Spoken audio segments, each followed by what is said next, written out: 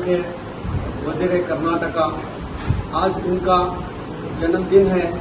इस जन्मदिन खुशी में तमाम गंगावती के बड़े लोग और नौजवान और सादात इकराम और उलमा सब मिलकर आज दारुल खादिरिया में बच्चों का खाने का इंतज़ाम किया है।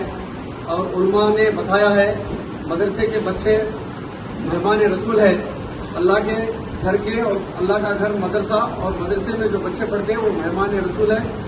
उनकी खिदमत के लिए आज जो मौका हमें मिला है, बस हमारे लिए वो बच्चों की दुआ और आने वाले मुस्तकबिल के लिए हमारे कायद मिल्लत आली जनाब इकबाल अंसारी साहब के लिए सेहत तंदुरुस्ती और इस कौम की गंगावती शहर के हर मजहब के लोगों की खिदमत करने के लिए उन्हें अल्लाह और आगे हुकूमत में मौका दे।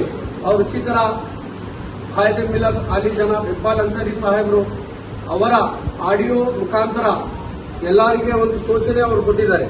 ಏನಂತ, ಎಲ್ಲ ಲೀಡರ್ಗಳು ತಮ್ಮ ಹುಟ್ಟು ಹಬ್ಬದ ಶುಭಾಶಯಗಳನ್ನು ಹಾರಾಕಿ ಶಾಲ್ ಹಾಕೊಂಡು ಮಾಡ್ತಾ ಇದ್ದಾರೆ. ಆದರೆ ಇಕ್ಬಾಲ್ ಅನ್ಸಾರಿ ಸಾಹೇಬರು ಅವರ ಆಡಿಯೋ ಮುಖಾಂತರ ಹೇಳಿದರೆ, ಯಾರು ನಮ್ಮ ಸಲುವಾಗಿ ಅಷ್ಟು ದೂರ ಬಂದು ಕಾರ್ ತಗೊಂಡು ಬಂದು ರೊಕ್ಕ ಖರ್ಚು ಮಾಡೋದು ಇಲ್ಲ, ನೀವು ಅಲ್ಲೇ ಬಡವರಿಗೆ ಬಟ್ಟಿ ಇಲ್ಲ ಅಂದರೆ ಬಟ್ಟಿ ಕೊಡಿರಿ, ಊಟ ಇಲ್ಲ ಅಂದ್ರೆ ಊಟ ಕೊಡಿರಿ ಅಂತ ಅವರು ಒಂದು ಅಲ್ಲಿಂದ ನಮಗೆ ಒಂದು ಸೂಚನೆ ಮಾಡಿದರು.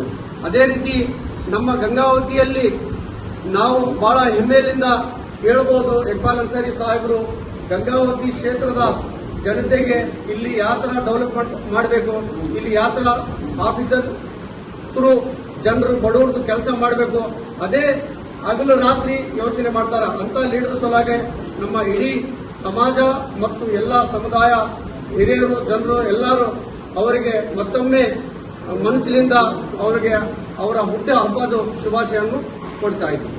ಧನ್ಯವಾದ.